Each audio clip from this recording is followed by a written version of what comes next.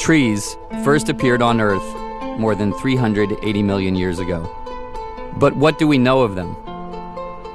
They have changed the face of continents.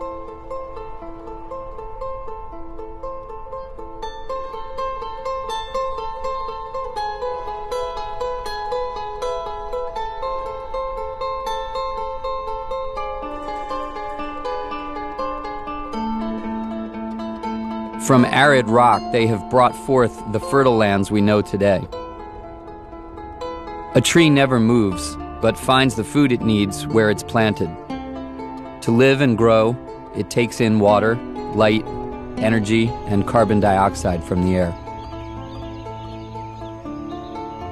The tree draws its raw materials from the environment and turns them into leaves, branches, and trunk.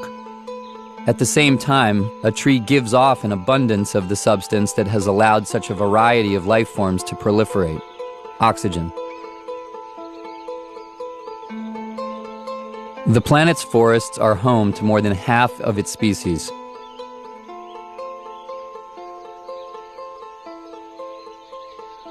Every year, we discover hitherto unknown insects, plants, and genes.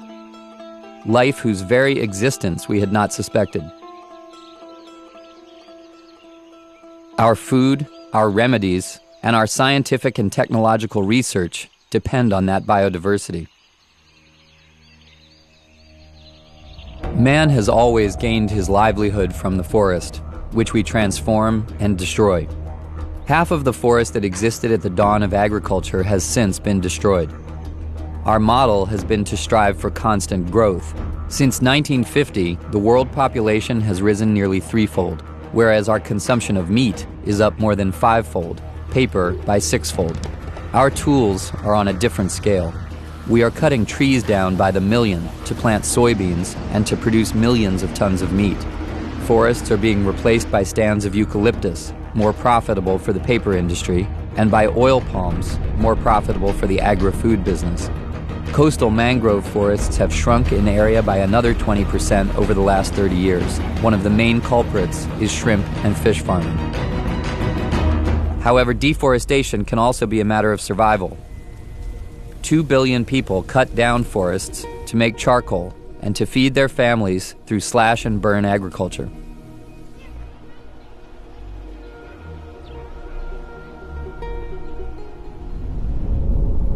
Over the past 60 years, we have inflicted more rapid degradation on the planet than in all of human history.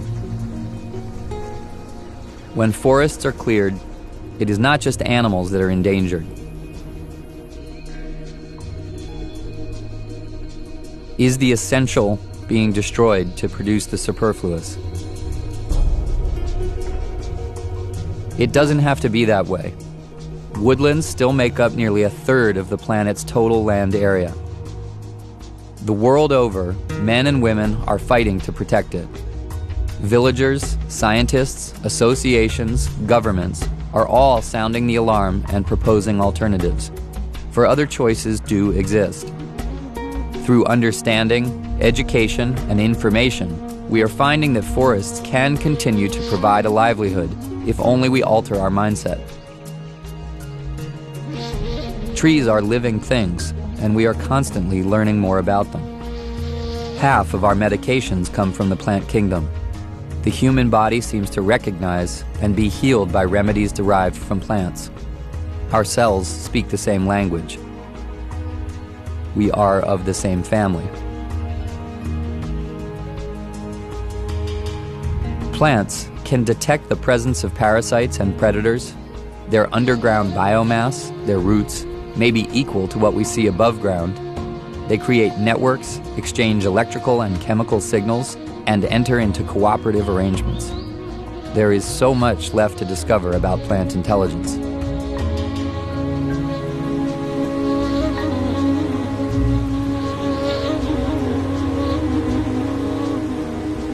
Do we realize that water and forests are inseparable? Forests filter, store, or digest pollutants.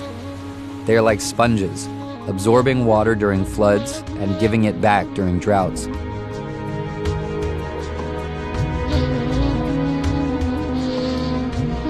Rainfall is born of forests.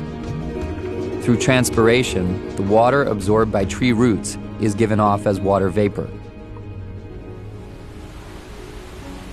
The trees also produce substances that seed the clouds, and the vapor, condensing, becomes flowing, life-giving water.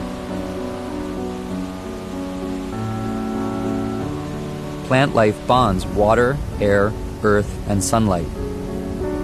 It forms the cornerstone of the whole living ecology we all depend on.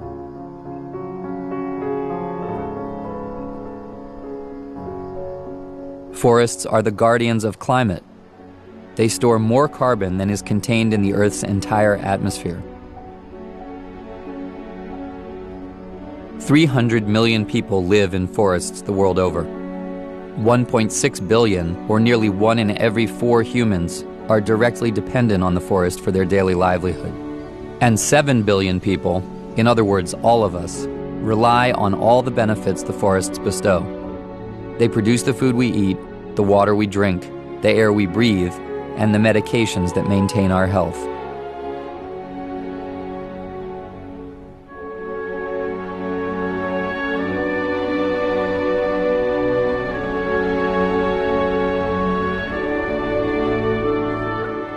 Take a close look at the forests. We and the forests are one. We have always needed them, and today they need us.